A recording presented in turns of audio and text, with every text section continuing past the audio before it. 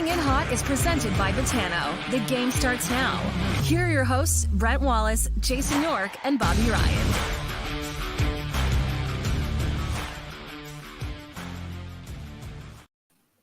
Boys, good morning. Good morning. Welcome to the show, everybody. It's Coming in Hot, proudly presented by Betano. I'm on my fourth coffee. Yorkie just rolled out of bed. Yeah, I did. Just took the dog for a little poop outside. We're all good. The young guy was up in the hot tub. I was ready for this. I had a Celsius energy. I'm fired up. Wow. Nice. Yeah. You an early morning cupper, Bobby? of the month. Am I what? Early Yeah. morning Yeah. Yeah. Oh yeah. Yeah. I'm and after late night. golf. I'm after golf guy. Nothing wrong with that. I just cleaned my tub yesterday, changed the water, all that stuff. I don't know the last time I used it. You got to fire it back up, man. The weather's turning. I don't even know why I cleaned it. It was clean as a whistle. There was no one's ever in it. Why are you changing the water now? You got to do like the right before snowfall change. No, I just change it twice a year. Why do I have to change it right before? We use it it's all year. It works. Yeah, I know. But now you're gonna have to drain it. Now you're gonna let it go now all the way to the spring. Yeah. Ugh. If it gets used 6 times, Yorkie, what difference does it make? True. Yeah, I guess I'm in every day. Yeah. All right. Can we get on with the show? There we go. Important matters. Listen, I have 5 pages of the nerd report for today's show, and I am ready to use all of them. All right, let's good. go. 3 minutes a page. Timer's starting for Bob right now. The holiday. Look, It's holiday Monday, for God's sake. We don't. It's not like Canada where we just make one up every 4th weekend, so you guys get a Monday. We actually we space ours out down here. so true. Don't get me we love our started with holidays. it. Don't get me started with the States. It's the best. Like, how long can you guys milk Thanksgiving for? It goes. It's the best. It's a Wednesday to a Sunday. It's a Wednesday to Christmas. Yeah. It used to be, man, when I was young, it was the night to go out. It was Really? everybody comes back to where they're from, right? And so the night before Thanksgiving was always a good one. But I was young, Bobby. That was. Yeah. My son's playing in the U.S., and so he just said, "Oh, that's American Thanksgiving." They're like, "No, it's just Thanksgiving. There's no such thing as American Thanksgiving. Mhm. It's the original Thanksgiving. The only one that matters. It's way too late in the year." You guys throw it in on like what, early October just for fun. But It's too late. It's way too late. Thanksgiving just really kicks off between Thanksgiving and Christmas and New Year's, you're kind of elevated that time. I love Thanksgiving. It's my favorite by far. Just it's a waste of time. Okay. Speaking of wasting time, let's get going, shall we?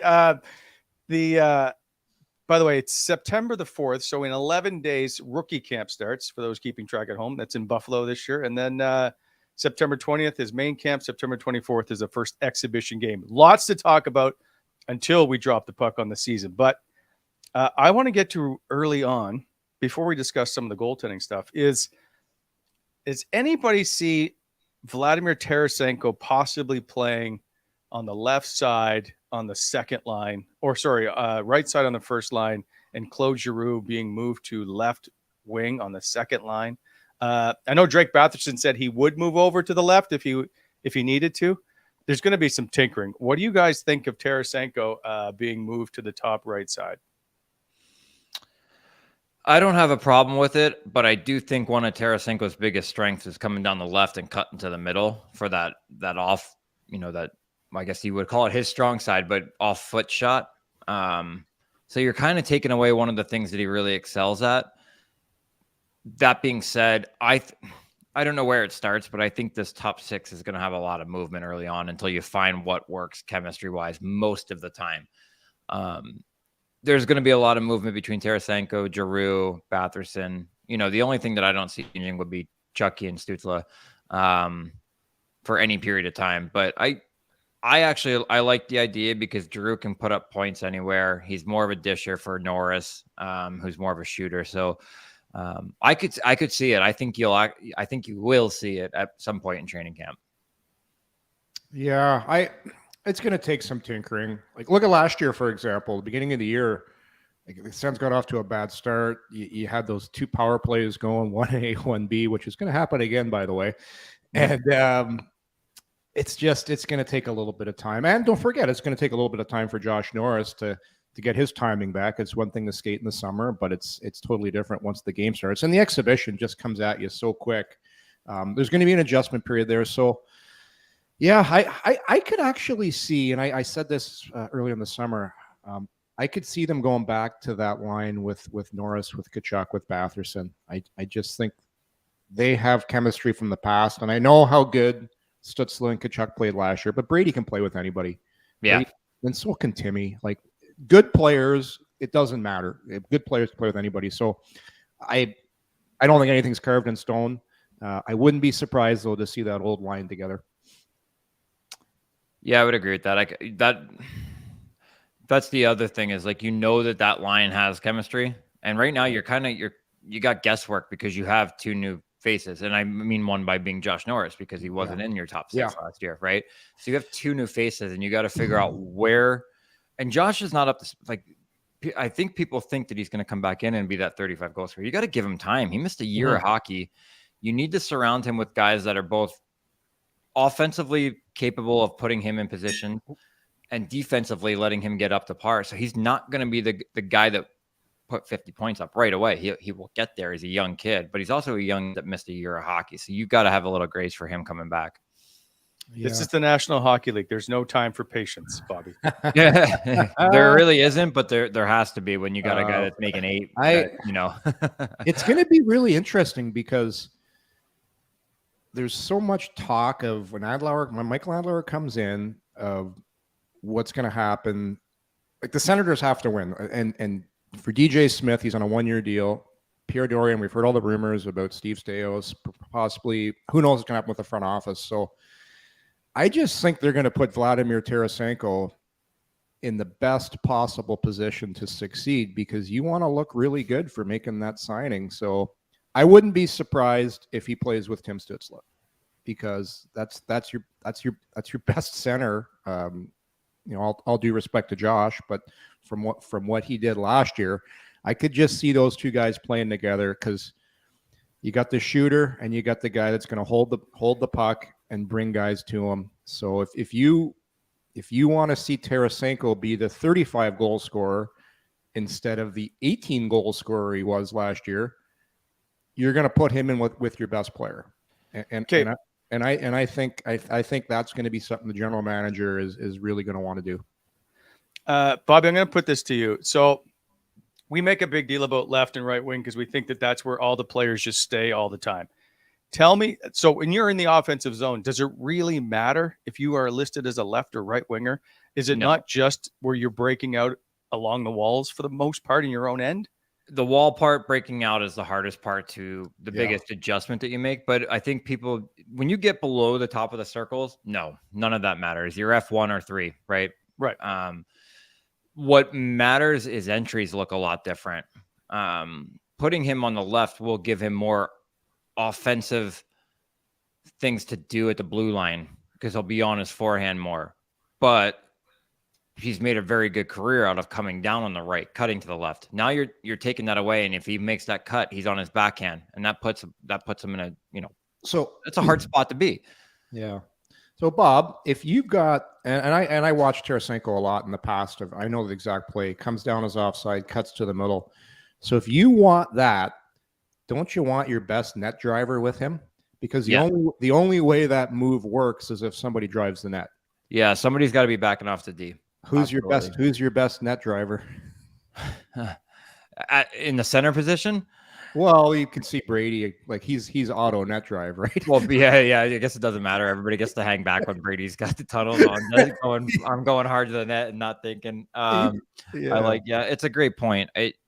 Brady has a way to back guys off just by his size, so that opens up a lot of ice underneath for a guy like Tarasenko to cut across. So I would actually like to see it, but the hardest transition for him will be in the defensive zone because it does feel different when you're on your forehand. Like I moved to the left when I came into the league, and it was a learning curve. You're just seeing the ice differently, and you're on your backhand, and that's the number one rule most coaches have: don't make plays on your backhand. But putting me off my offside, it's going to have to happen.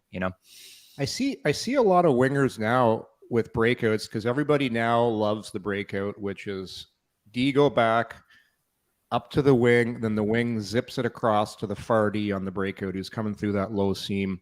Yeah. That seems to be a move a lot of guys that are on their offside have a little bit better time doing, because you're going under, you're making that pass underneath the forecheck. Yes. It's too bad we didn't have a little blackboard here, but I see guys on their offside having a way easier time doing that. Yeah. It kind of, because you got to wait that extra second before you hit it underneath that seam. So, and to Wally, to your point too, when forwards come back in the zone, it's who's ever the first back is playing down low. So there's way too much brought into the fact of center and this and that. It's F1, F2, F3 on the forecheck and the back check. That was my only point, is are we making too big of a deal of Tarasenko, but being right or left wing? And if he's on the right in his own end, then he's not on his backhand to get the pucks. Yeah. True. So that's, anyway, once you start flying down the wing, it doesn't matter. And then you're scoring goals left, right, and center, and you're all of a sudden, everybody's a 50-goal scorer. Yeah. All right, good. By the way, Yorkie, I just put in the ad blackboard to Yorkie for budget this season. We do use technical wizardry, but you want a blackboard like it's 1981. I want a blackboard so we can do the Howie Meeker. We stop it right there. All right. Okay. So we put the lines back up in the local paper by a local journalist. DJ Smith said Kubalik and Joseph can play both sides. At the end of the day, it's not about a top six and bottom six. It's about the best team. It is best to have guys mix up and try to beat a team on. Is it best to have guys mix up and try to beat a team on depth? To dumb it down, to give up less, you've got to have the puck more. Well, that's obviously fair. But do we see like Kubalik and Joseph switching spots? One thing about this whole team before everybody gets excited, Shane Pinto is unsigned, as we all know, at RFA. This lineup, as it's constructed, giving Shane Pinto a new contract, doesn't work. It's not cap compliant, but that's for a later day, and that's when the training camp is over and they have to submit their their roster into the league. So we'll get to that point later. So we're just building this roster as is at the moment. Do we see a point where, Kubalik and Joseph switch sides? Does it really matter at this point? We're going to see a ton of different looks in training camp. I don't think it matters at this point. I think you're going to see, like you said, a ton of different looks. You're going to see a ton of different guys played in that third line center role until Pinto gets signed, who can elevate their game out of the guys, that Kastelik would be in that mix for in the center position. So I know, and I actually was always the same way. It doesn't really, whether you call it top six or bottom six. I never liked those terms, but at the same time, that's what we're looking at. Your bottom six is going to be ever changing. Bottom six changes more than anything else in hockey, I think. And when you bring a guy in, when one guy gets hurt, everything changes. So right now, sitting as it looks like that was and assuming Pinto gets signed, I think we'll see those guys flipped numerous times throughout the year on that left wing, right wing part. Yeah, it's the other interesting part. Go ahead, Yorkie. Yeah, no, I know we're saving the Pinto stuff, but geez, you look at that roster and you're like, how do you make room for him if everybody stays healthy? Like it's a great conversation, but to me it always comes back to the same, because you're not getting rid of anybody in that top six. So who's the next guy that makes the most money? It's Matthew Joseph. Yeah. Well, Kubalik's $2.5 million. Yeah. It'd be interesting if one or the other happens to be injured at the start of camp. Yeah. Right? There's always an injury at the start of camp. Yeah. There's always one like, it's not ready yet. So we can just put him on and clear Shane Pinto to be in the lineup, and then we'll deal with it later. But there's always some stuff that happens right before the start of the season. How about we'll see what that is when we get to one guy that's probably praying for something to happen in that top six is Kubalik. Like we mentioned this in the summer, how his world has changed. It's like, man, I just got traded, and I was the major piece in the DeBrincat trade. I'm going to Ottawa. They need a top six. I'm a shooter. I'm on the power play. I'm on a 1-year deal. Everything's coming up Kubalik right now. Now all of a sudden, Tarasenko's here. Wait a second. Yeah. Hold on a second here. Hey, Bob. Oh, yeah. It's like when you do the numbers and you're like in the top four, and your team trades from their D, and you're like, "Ooh, this isn't good." The one other point before we move on, I think we bring this up almost every show. Parker Kelly and Zach McEwen are on one-way deals. They have yet to, well, Zach McEwen has yet to play a game for the Ottawa Senators, and yet people think he's not going to be in the lineup. Can we just stop this already? Zach McEwen will be there on day one, barring an injury, because that's why they signed him. They're not signing him to a one-way deal and sending him to the minors. And Parker Kelly, unless he proves otherwise, is in that lineup based on his contract. Yes. Yeah. One way. A lot's got to go wrong for a one-way guy to get waived to go to the minors to make $850 or whatever they're making down there. Right. A lot has to go wrong. So those guys, whether they're press box guys or lineup guys, they're there. Like I get the numbers, not that big a deal at 762,500, but he's on a one-way deal. Teams, especially Ottawa, has it shown in the past, not big on sending down guys. I understand Del Zotto went down at 2.5. I know Matt Murray went down, but they're not trying to send guys on one-way deals to the minors. And both of those had different kind of circumstances than this. Correct. Those were more, well, the Del Zotto thing was shaky from the get-go here. To say that, yeah, that'd be a good guess, eh? But that being said, they were different circumstances. You're not signing these guys to send them down at all. Yes. Yeah. Exactly. So, all right. I want to move on to the D quickly before we get into goaltending. Chabot and Chychrun will be paired together, and then it's Sanderson and Zub paired as well. And then it's obviously Brannstrom, Hamonic, Clevin, JBD and Clevin on the bottom 8, if you will. Like those guys are fighting for spots, but again, one-way deals factor in. Do you like Chabot and Chychrun together? Yorkie, defenseman, you got it. Yeah, I listen. They're both really good defensemen. They both skate well. They both move the puck. Being two lefties, I don't think is a big deal. I think both of them are skilled enough. Like once you get on the ice, you'll end up playing left side or right side, depending on who goes back for pucks first. Like those guys are good enough where that's not going to matter. I just think it's more of a case of getting back and just trying not to do too much, because sometimes when you have two guys that have that much talent, like, okay, we're together now, we got to do some special things. No, you just got to move the puck quick. And instead of leading the rush, this is the trouble that defensemen get into when they got this much talent. The worst thing, and I know Bob could probably back this up, forwards hate when D lead the rush because they have to slow down. Yeah, someone's going to cover the point. Yeah, get it and support it. Like that pairing should have a fourth guy in the attack, maybe a fifth guy every single time they're on the ice, and that's where, if you want to not play in your own zone that much, have two guys like that that'll get in the hands of your forwards quicker, and they'll be great at keeping pucks in because they're so quick, they're so agile. I like it. I always liked playing if I played with a really good puck moving defenseman, something I wasn't too bad at either. It's a lot of fun. Talented guys love to play with talented guys, so I think it's a good thing.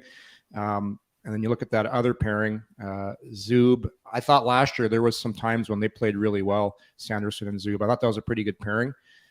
So yeah, I think it's a good start, but just like the forwards, it's just a starting point. So that could change. Like who knows with camp too? Like nothing's set in stone. Like who knows what's going to happen with Brannstrom?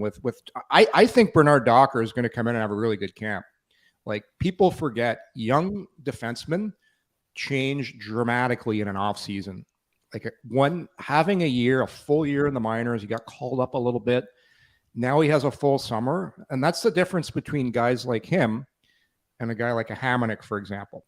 Hamonic has had a great career, but this is the best he's ever going to be, and where Bernard Docker is going to get better. The question is, when does that happen? And to me, could happen at camp. You never know. So nothing's set in stone as far as I'm concerned with the bottom six. Minus a couple guys, and that bottom 3D, I think that's very interchangeable.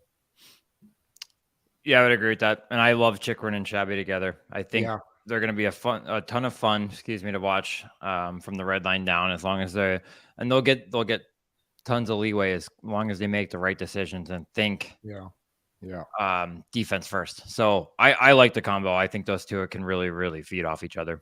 Yeah. A quick question about that is, do loyalties matter? Meaning JBD is a defenseman picked by the Ottawa Senators and Pierre Dorion.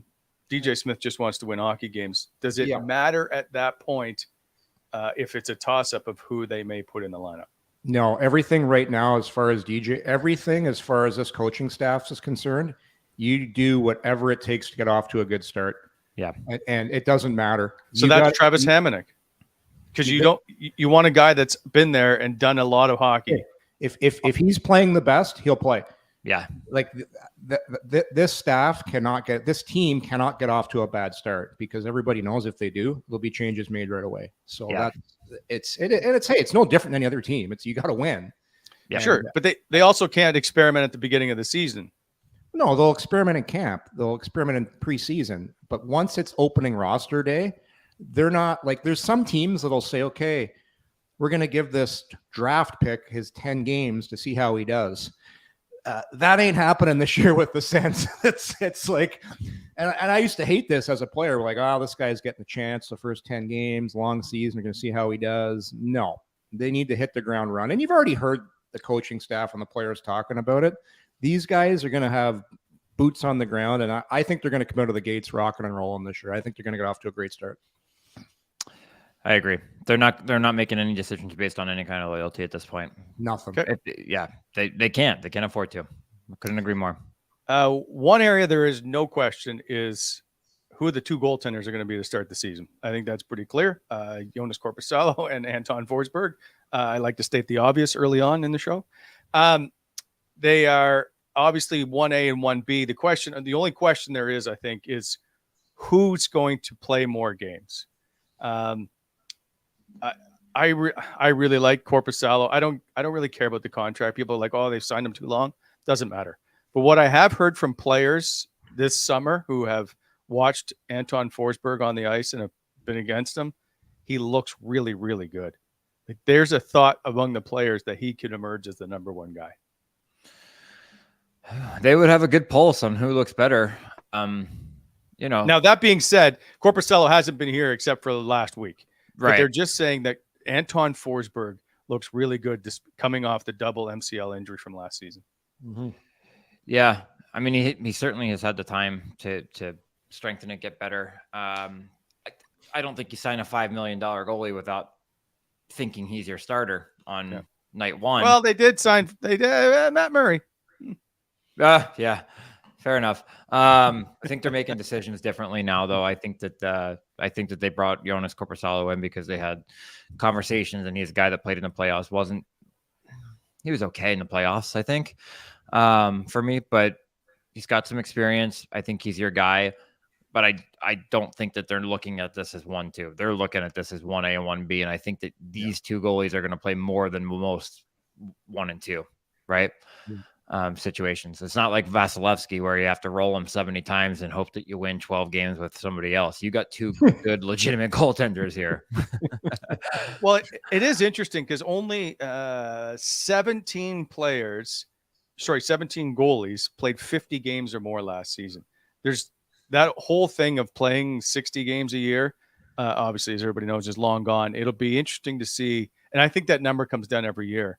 How many guys play 50 games this year? Load management, the new word. It's real. It's here. It's hey, that's funny too. Speaking of Vasilevsky, it'd be a great trivia question.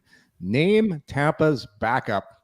Most people in hockey wouldn't be able to say that. Like the most casual fan would have no idea who it is because it's a one-man show there. But I'm with Bob. I think it's to start. You roll both guys. And I love playing with Finnish players because I've never played. They used to have this saying, I've never met a bad Swede. Most of the Finns, they're just hard-working guys, especially the goaltenders. Long gone are the days. I remember playing with some goalies, Bob, where if you shot high on them in practice, there'd be a tomahawk stick just flying at your head after. Yeah. Yep. we had Tom Barrasso, Wally. If you shot over his pads in warm up, the stick was coming at your head. Like Yes. it was nuts. But these two guys, like, I love the story about Forsberg. We talked about this last year on the pod, on the bike, Christmas Day in the dressing room. Like, how many guys are doing that? And then he came back and had that nice little stretch. So Korpisalo, I think it's a great signing. I think these guys will be good. I think they'll be one of the best tandems in the East. Well, I'm going to later in the show ask you to rank the 8 goaltending batteries in the Atlantic Division and see where you come out with that. All right. Gotcha. Korpisalo, by the way, did have the outstanding run when he got to LA at the end of the year. I think he played 11 games.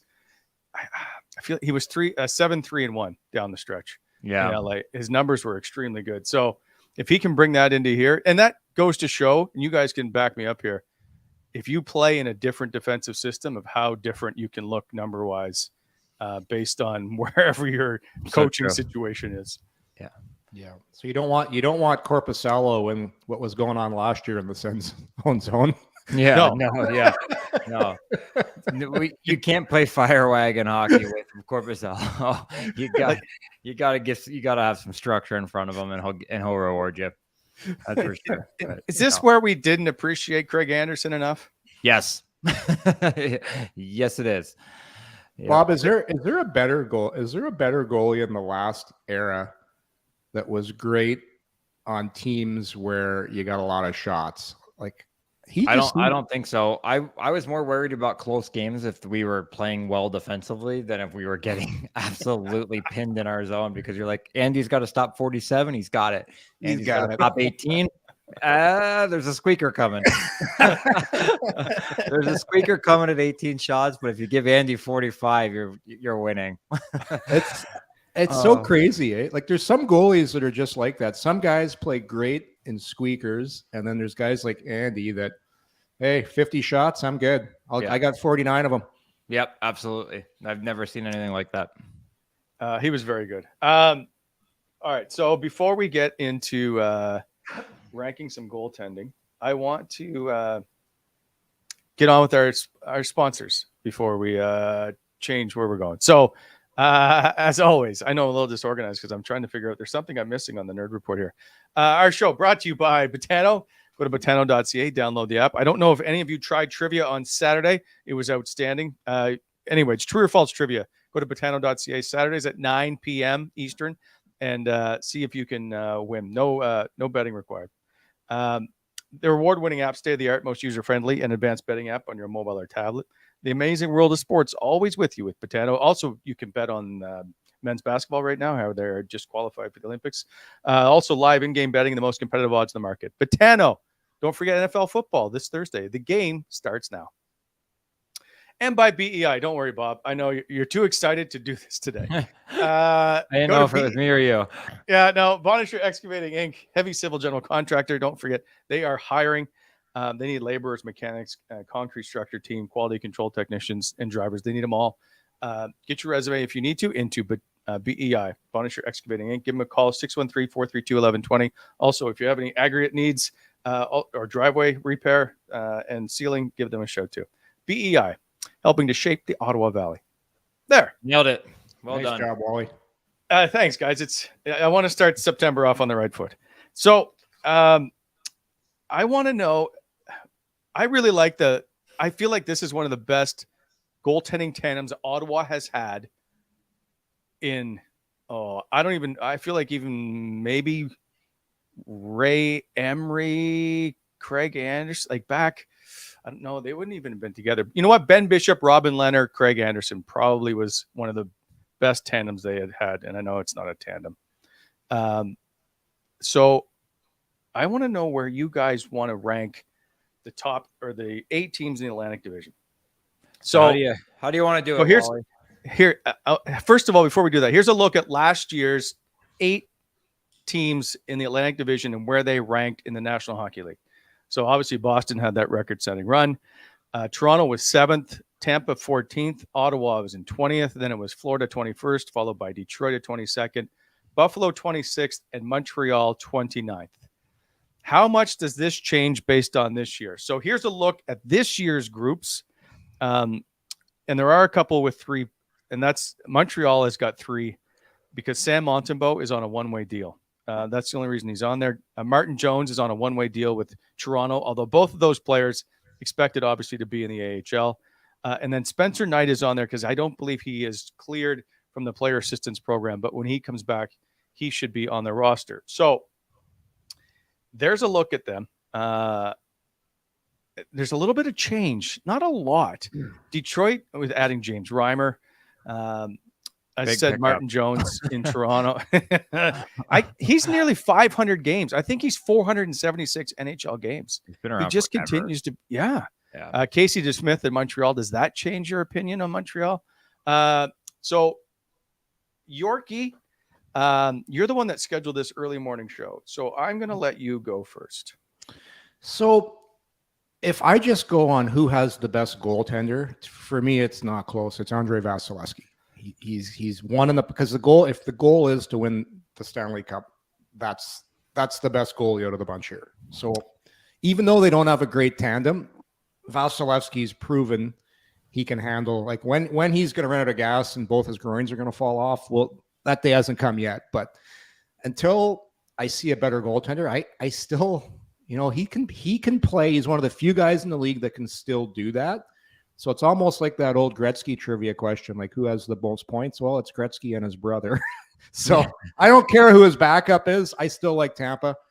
I love Vasilevsky. And people might say, well, what about Boston? Well, Ullmark shit the bed last year in the playoffs. Like that's concerning for me. When the pressure was on last year, he didn't respond. They had to go to Swayman in the playoffs. So yeah, that tandem had a great year last year, but I've got them at 2. I've got Tampa at 1. And, I probably, if I look at next, I see Ottawa, but I got to give goalie Bob some respect for what he did last year in the playoffs. Like that guy, he took Florida on their back right to the finals. But the problem with goalie Bob is he's been terrible in the regular season. Yeah. So, is he regular season Bob or is he playoff Bob? Yep. I gave him the benefit of the doubt. So I kind of got Ottawa and Florida kind of tied because I'm looking at Ottawa more of what they are going to be. So I like Ottawa right there kind of with Florida. Then after that, it's a pick 'em. Like Samsonov in Toronto. I thought he was pretty good in the playoffs last year. Like, I don't think they lost because of him. So I have Toronto right after them. Don't love their depth though. And then I got Buffalo. I got Montreal, and I got Detroit coming up the rear. Okay. Wait a sec. Before you move on. Yeah. Why would you, what's the difference between Montreal and Detroit for you? For me? Yeah. Nothing. Like, what has Montreal done that makes you think that they're going to be better than Buffalo? Than Detroit. I don't know. Montreal has the mystique of sometimes a goaltender rises above there, and it's just got the history there of good goaltenders. So potentially, certain cities bring out the best and the worst in goaltenders. Yeah. Detroit, when I was there, it was like a goalie graveyard. Goalies used to get just booed out of there. Then it all changed when Mike Vernon came to town. My first roommate, by the way, Bob, Mike Vernon. You should have seen when he rolled in. Hey, kid, how you doing? First order of business, Vernie gets a case of beer right in the room for training camp. What a beauty. Like old school, awesome guy. I love that. I think your answer to Wally could have been more on the fact that you ranked Montreal ahead of Detroit in the goaltending panda because you saw what the defensemen look like in Detroit. Yikes. Yikes. Okay, the Smiths in Montreal right now, eh? So who, I don't know. Like, that's the thing with goaltenders. Who the hell knows? Look who won the Stanley Cup last year.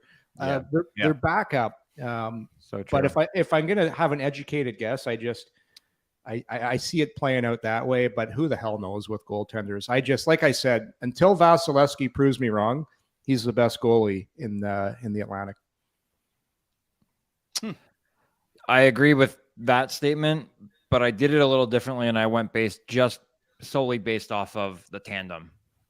Because if Andrei Vasilevsky's not playing, that other guy is, Jonas something. Jonas Johansson. Yeah. By the way, he has played 3 years in the National Hockey League. Yeah. But I yeah, never heard of him. Yep. So that's what I'm saying is based on the tandem, I can't put them at 1. I went with Boston at 1 because you know that you got 2 goalies that can win a game in the regular season. Okay. I'm taking playoffs out of this. I'm just looking at the tandems, and based on what they did last year, I thought they were incredible. I put Tampa at 2 simply because Vasilevsky is the best goalie, and most of the nights he's going to steal you games.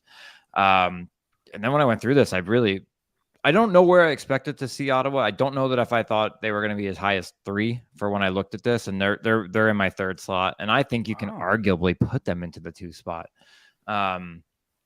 based on any given night.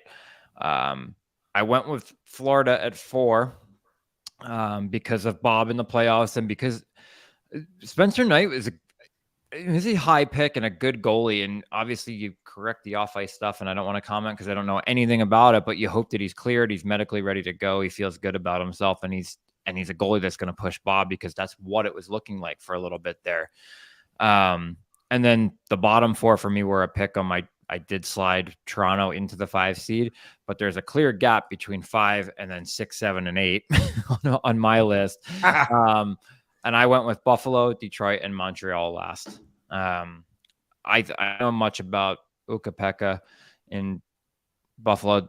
I know Craig's really high. Craig Anderson thought really the world of Devin Levi, and thought he was going to be good, but I can't rank him up there until I start to see it. And the expectations are high. So you finish with Detroit and Montreal.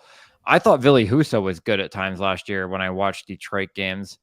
So he can give you wins, and Montreal is just, I mean, they're in for it. It's going to be another long year there, I think. Yeah. Did you guys see the video that was posted on Devin Levi? I think it was a couple of days ago on Twitter. He was insane. They showed him in a warm-up drill, Wally, how laterally quick he is, because he's not a big guy. He's under 6 feet tall, which is rare in today's game, but his athleticism is off the charts. I'm fascinated to see how he does this year in Buffalo. It's going to be, maybe another Yuri Suros, who's a small guy as well, right? And Devin Levi, Bob, played junior hockey right here in Ottawa for Carleton Place. Oh, did he really? Yeah, I coached against him, and he was outstanding in this league. He's a great story. So if they get a good goalie there, I mean, that team can flirt with the playoffs with the way they play. I don't think they're sustainable in the playoffs, but I think that they can absolutely, if they can run and gun and he can backstop them back there, like that team's not out of the mix for me. They've got firepower. They've got so much explosiveness. Yeah. I agree. They could be a dark horse for sure. Devin Levi listed at 6 foot, 184, drafted 7th round by the Florida Panthers in 2020. He went 5-2 in his 7 appearances in Buffalo with a 2.94 goals against average. A lot of people high on him, so I like to see how many games he gets to see where he gets to. Because me too. That Buffalo one is interesting to me because they're so unknown. But you know what, Bob? Now you have me thinking about them being at 2. I really like Toronto's goaltending battery, if you will. And how do you go against Boston? I know you didn't like Ullmark in the playoffs, but they were outstanding. They were. I think Ottawa is in the top 3-4. Here's my problem with Andrei Vasilevsky. And I know he finished 7th in goals against average last year and played 60 games, but he can't. That has to stop at some point, doesn't it? I don't know. It's the same thing with the best players in the world, like your centers and your forwards. The game slows down for them. He's got, I guess, you can't argue with his body of work, and he's an extremely. But in the past, though, he had a defense that featured Victor Hedman and all these guys. They didn't give up much. Last year, they were 14th in the league in goals against average. They looked slow and tired. That's the problem with going so deep. Now they finally they all had a full summer too. Yeah. Right. Yeah. There changes. They went to the Cup Finals 3 years in a row. I get it, which is my point of why maybe Andrei Vasilevsky is going to struggle more. Yeah. Well, if he struggles or wants some time off, then Jonas Johansson is now carrying the Tampa Bay Lightning. Jonas Johansson, 920 save percentage in the minors last year, by the way, Wally. I did some homework on him. Yes. There we go. Yeah. 3 years in the National Hockey League. He has 35 games of experience. 35 games played, 888 save percentage. What a body of work. That's what you're going to if something goes wrong. Here's a trivia question. Who's played more NHL games, James Reimer or Andrei Vasilevsky? Whoa. Regular season games. Well, obviously it's Reimer. He wouldn't be asking the question. Yeah. Well, they both played a lot of hockey. That's why I was just curious. I mean, Andrei Vasilevsky plays 60 games a season. Yeah. He's played 60 games or more 3 times, and there's been some shortened seasons, obviously. So how many games has Reimer played? I think it's 476. Wow. Yeah. Andrei Vasilevsky 425. Wow. Yeah. Well, he's been around a long time. Well, he used to light up the Sens every chance he could, which is crazy to me. All right. So how many goalies this year? Now that we're done this goalie tandem, the one that Florida is interesting to me because Anthony Stoller's played so well is where did like Bob at one point everybody wanted to be done with. Mm-hmm. Then they get in the playoffs and Bob emerges. Yeah. They have an interesting situation in Florida. They could be the best or they could be middle of the pack. Yeah. Yeah. It's kind of like their team. They could miss the playoffs. That's how tight the Atlantic is. Like if you start on that whole Eastern Conference, if you do, we're sitting around having beers the other night, me and my buddies, and they're asking me about Ottawa's chances of making the playoffs. And I said, I like them, but if you start doing a process of elimination of who's not going to be there, it is extremely tough to make the playoffs in the Atlantic. Because if you assume, you just start going just off that you go, New Jersey's probably going to be there. Usually Tampa's going to be there. Boston. Then you get to teams like, well, you got the Rangers with all those stars and with the great goaltending. And then you talk about Florida, and then you go, it runs out of racetrack in a hurry. So very quickly. And that's is Pittsburgh better? Well, Carl? they just brought Carl in, so you'd have to you'd have to think with all those players, they're making the playoffs because. Well, what about Washington? Washington seems to always have a strong team every year. Well, exactly my point. That's what I was doing. Know, that's what I was doing with my buddy the other night, and it's like, as much as I think Ottawa is almost an absolute to make the playoffs, you do that little exercise, and you're like, whoa, it's gonna be pretty tough. Yeah, it is. I don't think Boston's going to regress as much as anybody thinks because the defense is so good. The goaltenders are arguably the best. They're going to score less goals. Yeah, but I still think they're good. And do you know Monty at all, Bob? Do you know Jim Montgomery?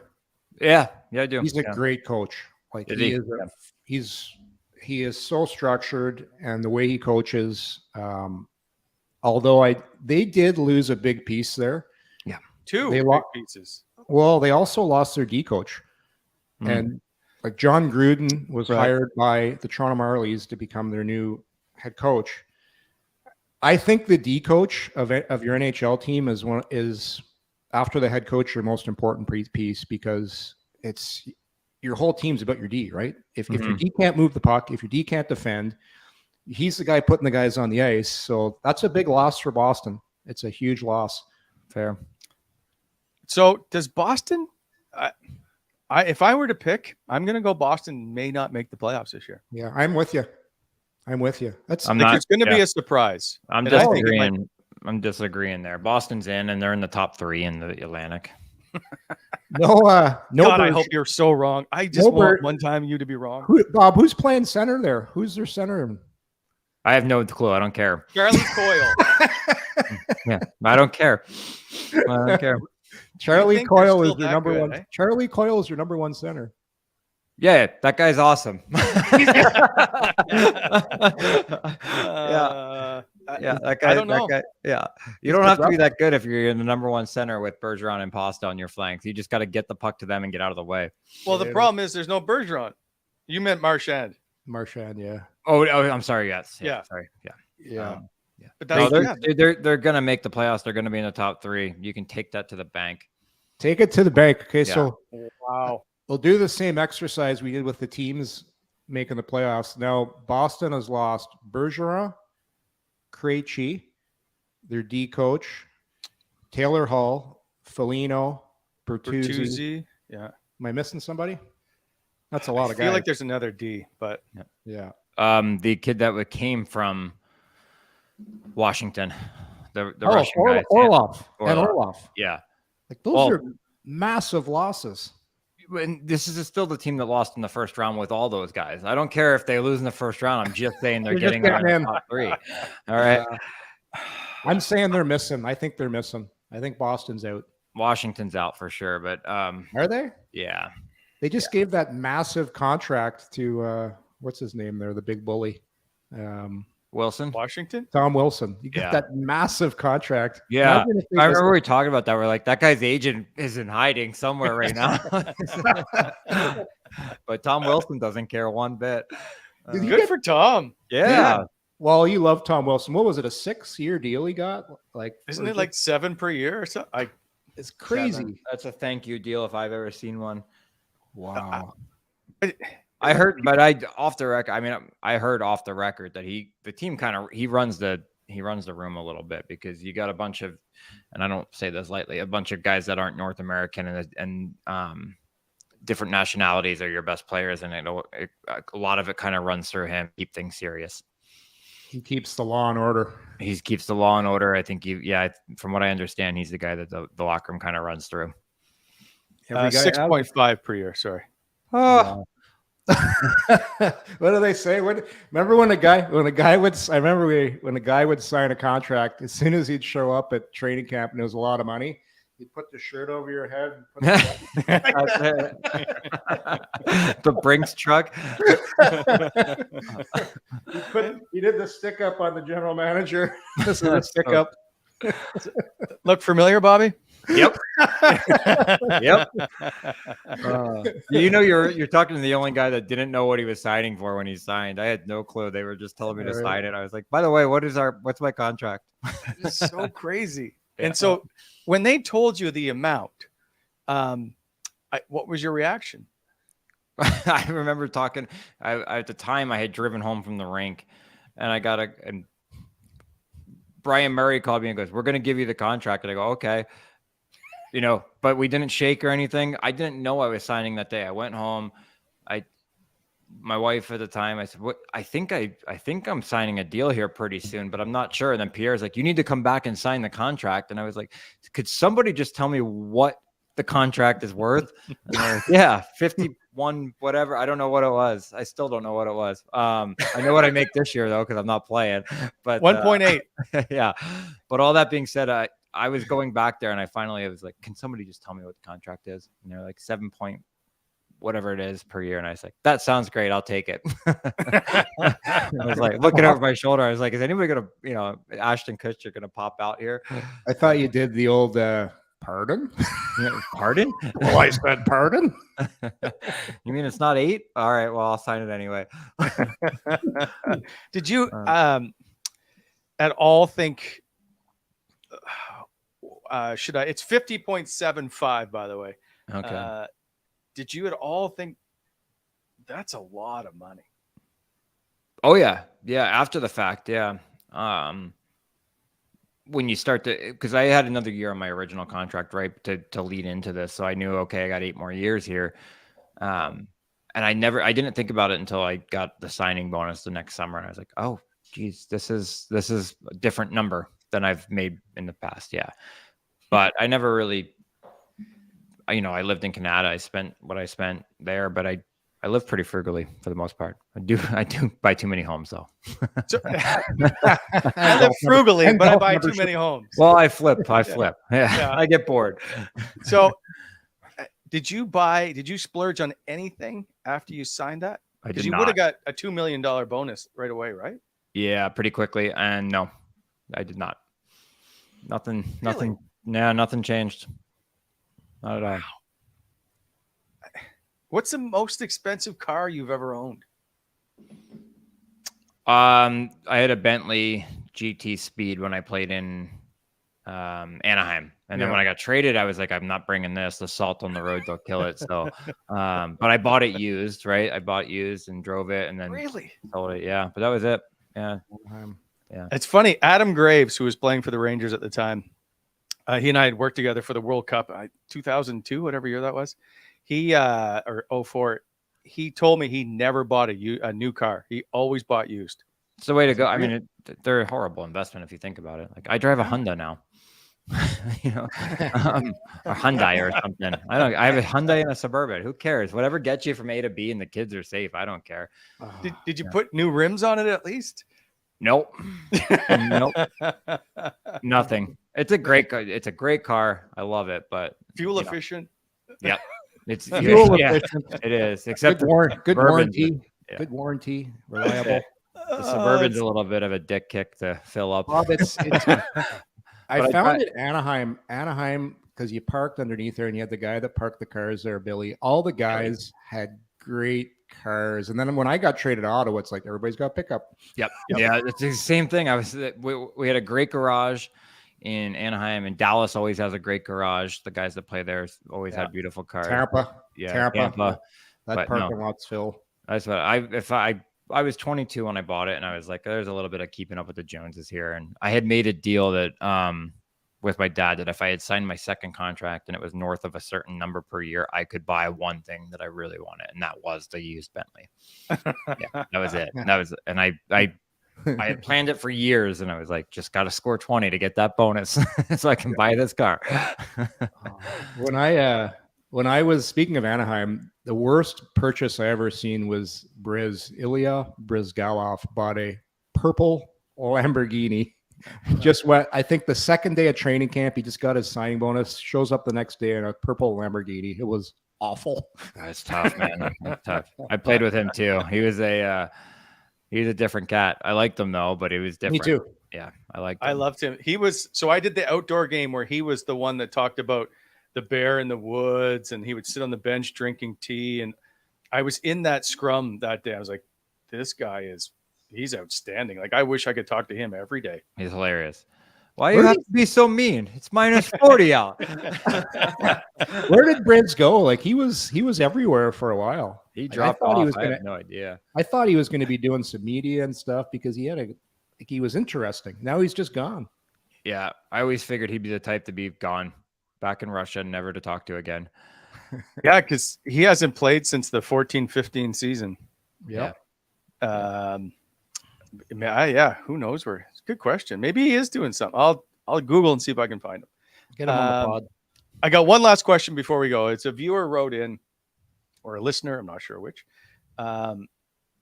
He loves our show, by the way. He said I'm really good. He's really a big fan of me. Anyway. He's like, we all know how much Brady loves Mr. Brightside. And after watching Colorado in the playoffs 2 years ago and hearing their fans belt out all the small things by Blink 182, is there this is my favorite part, with Yorkie being part of new management, what would it take to get something going like that with the song here in Ottawa? So should fans be singing Mr. Brightside during the game? No. The only way it's possible is you got to get something going in the playoffs. You got to get to the playoffs. Yes. And then you get the song going. Yeah. So, or it's, St. Louis had Gloria, right? Yeah. And they played that song after one win and it became their song for the rest of the year. But the fans don't really get involved in that. Like the Blink 182 thing, that was the fans in the arena. It has to come from within the room, and something has to hit the right chord. Like I want the fans I want them playing this in the second timeout of the second period. Yes. Wally, I think it's outstanding to hear a whole stadium singing a cappella to a rock song. That's had it in Ottawa. Wally, were you working for Ottawa when they used to play Woohoo? Yeah.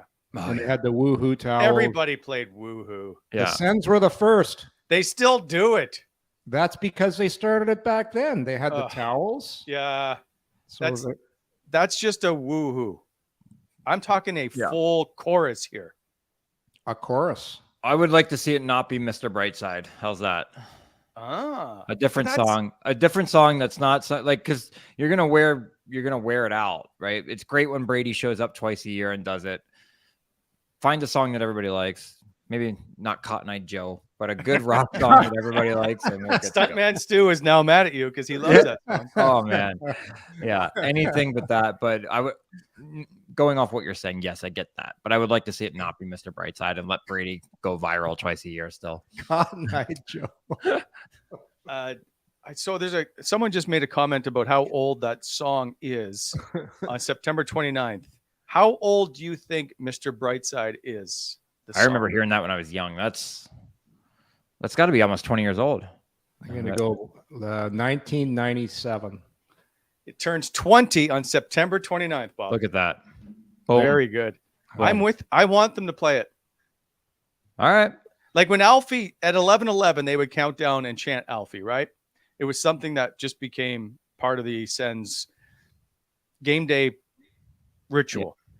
I want them to do the same with this. And I don't think it gets too tired. I think if they're all in and you go to the game like, man, I can't wait for them to sing that song because I want to sing it tonight because they're the third time or the first time you've ever been to a Sens game. Those people are all in, right? They're excited. For them, it's new. That's true. I'll give it. Okay. I'll say I'm on board with that then. Yeah. Let's hear it. Let's try it once in the preseason. Oh, and then let's find out. Me to sing it right now. I said, I'm not singing. No. If you went to a karaoke bar, gentlemen, what's the song you are singing? Backstreet Boys, You Are My Fire. What? I'll give you a story for another time of karaoke and a bunch of teammates. Yeah. Okay. I'm taking an easy song because I'm a terrible singer. I'm taking Lou Reed, Take a Walk on the Wild Side. There you go. Oh, I like that. No, I'll think about that, but remind me to tell that story. It's not that big of a story, but it's I will set this up for another show. Deal. Backstreet Boys and Bob. Okay. Oh. All right, gentlemen. That's how we wrap up the show with something fun light. So crank your music and go enjoy your day. I appreciate everybody, by the way, stopping by on a Monday morning on a holiday. To have a little Sens chat. So everybody, go enjoy your day, and we will see you on Thursday. Thanks for watching. See you later. Coming in Hot is brought to you by Botano.ca. Please hit that like button and subscribe to our channel to never miss an episode.